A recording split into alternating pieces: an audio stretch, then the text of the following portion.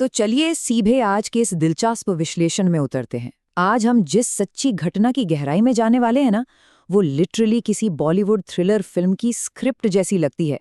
जरा कल्पना कीजिए एक ऐसे इंसान की जो कानून की नजरों से फरार है, जिसकी तलाश में पुलिस दिन रात एक कर रही है। और वो किसी अंधेरी कोठरी या दूर दराज के गांव में नहीं छिपा है, बल्कि वो एकदम नॉर्मल जिंदगी जी रहा है, वो भी एक ऐसी जगह जहां रोज लाखों करोड़ों आंखें उसे देखती हैं। ये कोई मनगढ़ंत कहानी नहीं है, बल्कि एक बिल्कुल सच्ची घटना है जो हाल ही में सामने आई है। आज हम उस अपराधी के एस्केप प्लान को डिकोड करेंगे, जिसने कानून की आंखों में धूल झोंकने का शायद सबसे दुस्साहसी और अनोखा तरीका चुना। आगे बढ़ने से पहले जरा इस एक सवाल पर गौर करते हैं। उम्र कैद की सजा पाए एक मुजरिम के लिए छिपने की सबसे सुरक्षित जगह कौन सी हो सकती है? कोई दूसरा देश, कोई गुमनाम शहर, या शायद कोई घने जंगलों वाला इलाका जहां पुलिस कभी पहुंच ही ना सके? देखिए, आमतौर पर हमारी और आपकी सोच यही कहती है कि फरार होने के बाद इंसान अंडरग्राउंड हो जाता है, अपनी पहचान मिटा देता है और अंधेरे में कहीं गुम हो जाता है। लेकिन आज हम जिस केस का विश्लेषण कर रहे हैं ना, उसने इस पूरी की पूरी धारणा को ही पलटकर रख दिया। जवाब सुनकर शायद किसी को भी यकीन ना हो। वो छिपा सिल्वर स्क्रीन पर। जी हाँ, बिल्कुल सही सुना। उस फरार मुजरिम ने छिपने के लिए किसी अज्ञात जगह को नहीं, बल्कि दुनिया के सबसे चकाचौंध भरे और पब्लिक प्रोफेशन को चुना, बॉलीवुड को। अब ये अपने आप में कितनी अविश्वसनीय बात है कि पुलिस से बचने के लिए कोई सीधा एंटरटेनमेंट इंडस्ट्री में घुस जाए, जहां कैमरे, मीडिया और दर्शकों की नजरें हर वक्त आप पर टिकी होती हैं। ये फैसला सिर्फ हैरान करने वाला नहीं था, बल्कि ये दिखाता है कि वो इंसान कानून से कितना बेखौफ हो चुका था। इस 53 वर्षीय व्यक्ति की इस डबल लाइफ का कंट्रास्ट देखिए, दिमाग चकरा जाएगा। एक तरफ है हेमंत वैष्णव, जो एक मर्डर केस में उम्र कैद की सजा काट रहा एक मुजरिम है, और ठीक दूसरी तरफ है हेमंत मोदी, जो एक जाना माना चेहरा और बॉलीवुड एक्टर है। सबसे बड़ा ट्विस्ट, ये दोनों इंसान असल में एक ही हैं। मतलब एक ही आदमी ने अपनी पुरानी पहचान को पूरी तरह से दफन कर दिया और एक बिल्कुल नई, ग्लैमरस पहचान अपना ली। ये सिर्फ एक नाम का बदलाव नहीं था, ये लिटरली एक पूरी नई जिंदगी थी। और उनका ये नया सफर कितना बेखौफ था, इसका अंदाजा आप इसी बात से लगा सकते हैं कि वो किसी छोटी मोटी बी ग्रेड फिल्म में पीछे खड़े होने वाला रोल नहीं कर रहे थे। उन्होंने ठग्स ऑफ हिंदुस्तान और जयेश भाई जोरदार जैसी बहुत बड़ी बड़ी बॉलीवुड फिल्मों में काम किया। वागले की दुनिया जैसे सुपरहिट टीवी शो और कई बड़े थिएटर प्रोडक्शंस में भी वो नजर आए। सोचिए जरा, एक तरफ पुलिस उनकी तलाश में फाइलें खंगाल रही थी, और दूसरी तरफ ये भाई साहब देश के सबसे बड़े सुपरस्टार्स के साथ फिल्म के सेट पर लाइट और कैमरा के बीच अपनी एक्टिंग का जलवा बिखेर रहे थे। गजब का कॉन्फिडेंस था। खैर, इस पूरी शोहरत और चकाचौंध से बहुत पहले एक बहुत ही डार्क और कड़वी सच्चाई भी थी। ये कहानी असल में शुरू होती है 15 जून 2005 को। ये वो दिन था जिसने हेमंत वैष्णव की जिंदगी हमेशा के लिए बदल कर रख दी। बॉलीवुड के इन चमकते सेट से कोसों दूर अहमदाबाद के नरोडा इलाके में एक ऐसी घटना घटी थी जिसका साया अगले कई सालों तक उसका पीछा करने वाला था। तो आखिर उस रात हुआ क्या था? पुलिस रिकॉर्ड्स के मुताबिक 15 जून 2005 की रात अहमदाबाद के नरोडा इलाके में आजाद चौक के पास पार्श्वनाथ टाउनशिप में एक जमीन को लेकर बहुत बड़ा विवाद हो गया। दो गुटों के बीच भयंकर हिंसक झड़प हुई।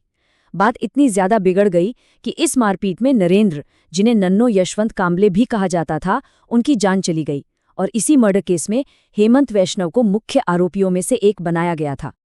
अब जरा इस केस के लीगल टाइमलाइन पर गौर करते हैं। जून 2005 में वो क्राइम हुआ, इसके बाद कोर्ट में ट्रायल चला, और 27 अगस्त 2008 को अदालत ने हेमंत वैष्णव और बाकी आरोपियों को मर्डर का दोषी मानते हुए उम्र कैद की सजा सुना दी। सब कुछ एकदम नॉर्मल कानूनी तरीके से चल रहा था। हेमंत अपनी सजा मेहसाणा जेल में काट रहा था। लेकिन फिर आता है जुलाई 2014 का वो महीना जब गुजरात हाई कोर्ट ने उसे 30 दिन की पैरोल दे दी। और बस यही वो टर्निंग पॉइंट था जहां से इस कहानी ने एक बिल्कुल ही अनएक्सपेक्टेड यू टर्न ले लिया। पैरोल के वो 30 दिन पूरे हुए, लेकिन हेमंत वैष्णव कभी मेहसाणा जेल वापस लौटा ही नहीं। कानून की भाषा में कहें तो वो पैरोल जंप कर गया, उसने सरेंडर नहीं किया, और वो पुलिस के रडार से पूरी तरह से गायब हो गया। एक ऐसा उम्र कैद का कैदी जिसे अपनी बाकी की पूरी जिंदगी सलाखों के पीछे गुजारनी थी, वो अब एक आजाद पंछी की तरह उड़ चुका था। किसी को कानो कान खबर नहीं थी कि वो जमीन खा गई या आसमान निगल गया।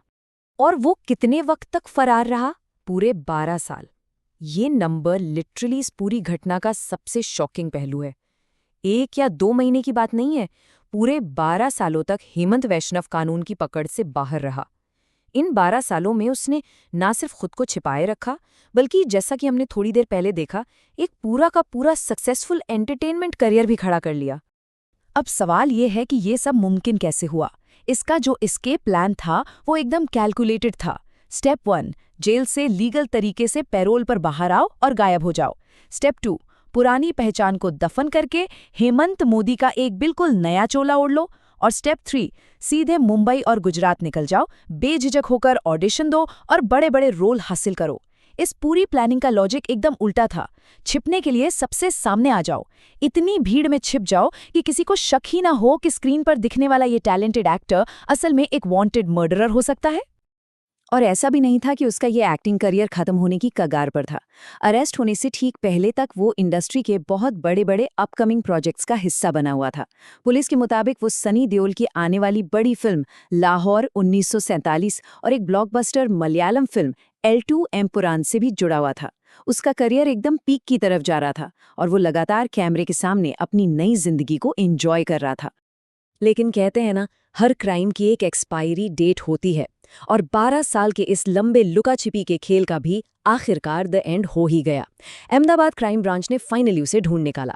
उसकी ये डबल लाइफ तब अचानक क्रैश हो गई जब उसे अहमदाबाद में घी कांटा मेट्रो स्टेशन के पास से गिरफ्तार कर लिया गया। जो पुलिस उसे सालों से पुरानी फाइलों में ढूंढ रही थी, आखिरकार उस तक पहुंच ही गई। हेमंत मोदी का पैकअप हो गया और उसके पीछे छिपा असली हेमंत वैष्णव फिर से दुनिया के सामने आ गया। आज के इस पूरे विश्लेषण से एक बात तो एकदम साफ हो जाती है कि रियलिटी सच में फिक्शन से कहीं ज्यादा अजीब होती है।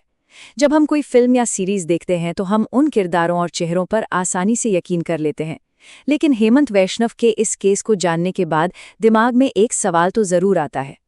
चकाचौंध से भरी इस दुनिया में हमारी स्क्रीन्स पर रोज दिखने वाले चेहरों में से और कौन ऐसी दोहरी जिंदगी जी रहा होगा? एंटरटेनमेंट इंडस्ट्री की इस चमक दमक के पीछे और कितने राज छिपे हो सकते हैं, जरा सोचिएगा। इसी सवाल के साथ हम आज का ये विश्लेषण यहीं समाप्त करते हैं।